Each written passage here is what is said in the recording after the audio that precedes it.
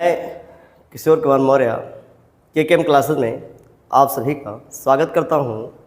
इससे पहले जो चैप्टर चल रहा था हैलो एल्केन तथा हैलो एरीन, उसमें हमने जो है लास्ट टॉपिक में या लास्ट वीडियो में हमने बताया था कि मार्कोनी काफ का क्या नियम होता है।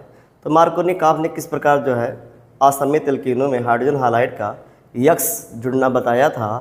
आज जानने वाले हैं एंटी मार्कोनी काफ का क्या नियम होता है, ये इसके बारे में जानते हैं।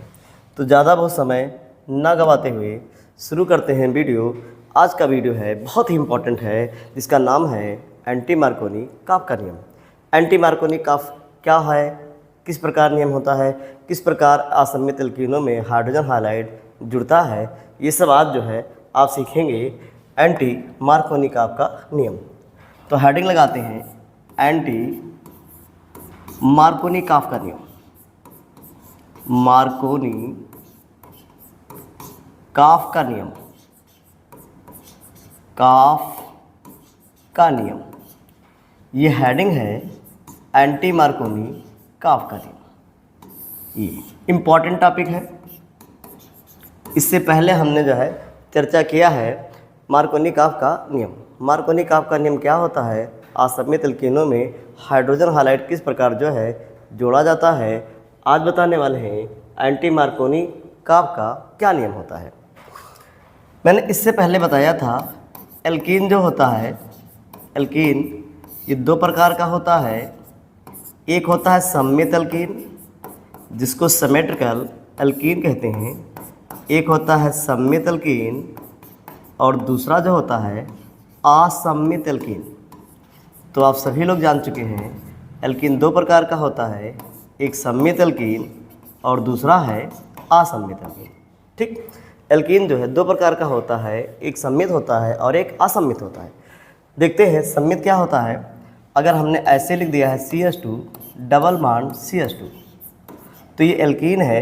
अगर हम इसको आधे से ऐसे डिवाइड कर दें तो ये आधा पार्ट इस आधे पार्ट को ढक लेता है। यदि आधा पार्ट आधे पार्ट को ढक रहा है तो ऐसे एल्कीन को सममित एल्कीन कहते हैं। तो ये जो है सममित एल्कीन है। अगर असममित की बात बताएं तो जैसे लिख दिया CH3 single bond CH double bond CH2।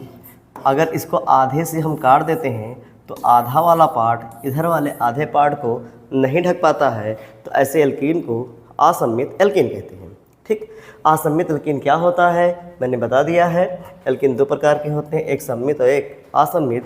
सममित एल्कीन ये होते हैं जिसको अगर 20 से डिवाइड कर दिया जाए तो आधा आधे को ढक लेता है। ऐसे एल्कीन को सममित एल्कीन कहते हैं।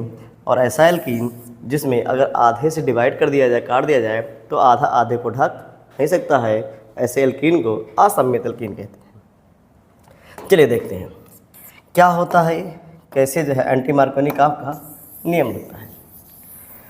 एंटी मार्कोनी काफ ने बताया कि ये नियम अगर लगाना है तो सबसे पहले या तो आपके पास ऑक्सीजन हो या कोई कार्बनिक पेरोक्साइड हो, कोई कार्बनिक पेरोक्साइड हो।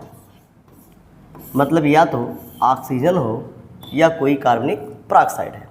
अब कार्बनिक पेरोक्साइड में जैसे बेंजाइल पेरोक्साइड होता है, कई प्रकार के जो होते हैं, तो इसमें या तो कोई ऑक्सीजन हो या कोई कार्बनिक पेरोक्साइड हो। अगर ये है, इसकी उपस्थिति अगर है और यहाँ पर असममित एल्कीन लिखा हुआ है, लिख दिया असममित एल्कीन।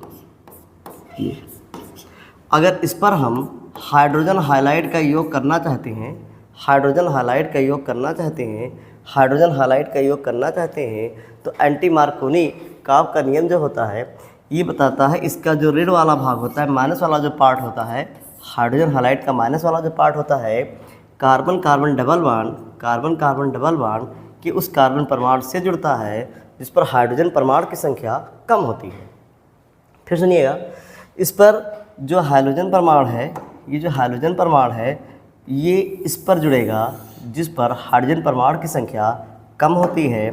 और ये जो हाइड्रोजन परमाणु है प्लस वाला, कार्बन कार्बन डबल बॉन्ड की उस कार्बन परमाणु से जुड़ेगा जिस पर हाइड्रोजन परमाणु की संख्या कम होती है।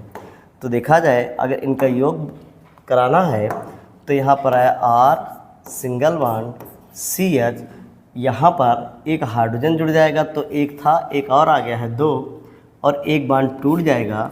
यहाँ पर लिखा है CH2 और इसके नीचे आ जाएगा X।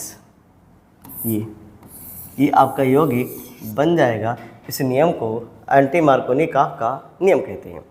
अगर पूछा जाए एंटी मार्कोनी काफ का क्या नियम है तो आप बताएंगे ऑक्सीजन या कोई कार्बनिक पेरोक्साइड होना चाहिए, ऑक्सीजन या कोई कार्बनिक पेरोक्साइड होना चाहिए, जिससे बेंजाइल पेरोक्साइड की उपस्थिति में असम्मित एल्कीनों से जुड़ने वाले हाइड्रोजन हाइलाइड का ऋण वाला भाग कार्बन कार्बन डबल बॉन्ड के उस कार्बन परमाणु से जुड़ता है जिस पर हाइड्रोजन परमाणु की संख्या अधिक होती है। इस नियम को एंटी मार्कोनी काफ का नियम या इसको खैरेस प्रभाव भी कहा जाता है, एंटी मार्कोनी काफ का नियम या इसे खैरेस प्रभाव भी कहा जाता है।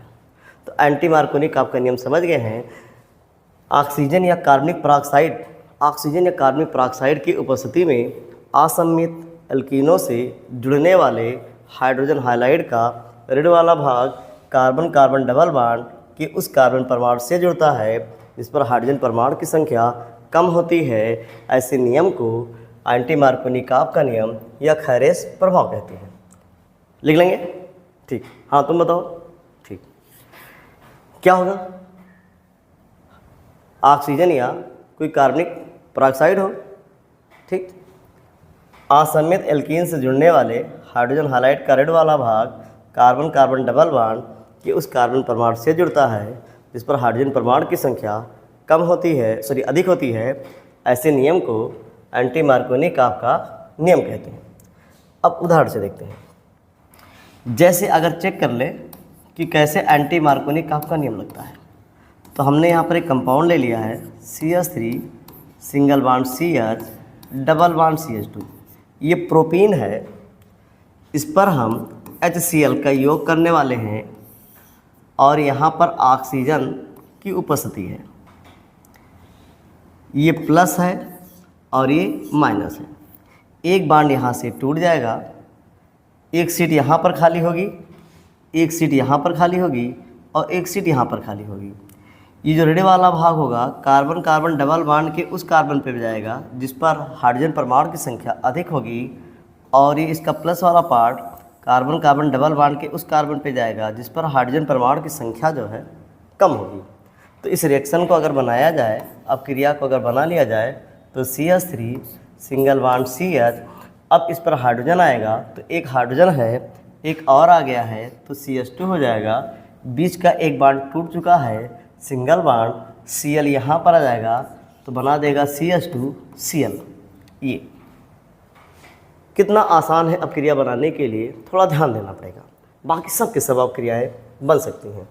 जैसे अगर दूसरा चेक कर ले, लिख दिया है CH3 single bond CH2 single bond CH double bond CH2। पहले चेक कर ले ये एल्कीन सम्मित है कि असम्मित है, तो पता चला यह एल्कीन असम्मित है। इस पर हम HBr का योग करने वाले हैं। HBr का नाम होता है हाइड्रोजन ब्रोमाइड, और यहाँ पर ऑक्सीजन की उपस्थिति है। अगर ऑक्सीजन नहीं मिलेगा तो कोई कार्बनिक विलायक रख लूँगा कार्बनिक पेरोक्साइड में, जिससे बेंजाइल क्लोराइड रख लूँगा। अब आप ज़रा ध्यान दें, इसमें Br माइनस होगा और हाइड्रोजन प्लस होगा। ये कार्बन कार्बन डबल बॉन्ड टूटेगा, यहाँ पर माइनस वाला भाग इस कार्बन से जुड़ेगा और प्लस वाला भाग इस कार्बन से जुड़ेगा, और यह अक्रिया कंप्लीट हो जाएगी। CH3 single bond CH2 single bond, यहाँ एक H और आ जाएगा, बन जाएगा CH2 सिंगल बॉन्ड, यहाँ पर आएगा CH2 और नीचे जुड़ जाएगा Br। ये जो नियम है, इस नियम को कहते हैं एंटी मार्कोनी काफ का नियम। तो एंटी मार्कोनी काफ का नियम अब आप पूरी तरह से समझ चुके हैं। इसमें अगर कोई भी प्रॉब्लम हो तो कमेंट के माध्यम से आप बता सकते हैं कि हमको यहाँ जो है प्रॉब्लम हो रही है, उसका तुरंत निष्कर्ष आपको जो रिजल्ट जो है दे दिया जाएगा कि किस प्रकार ये हुआ है। ठीक।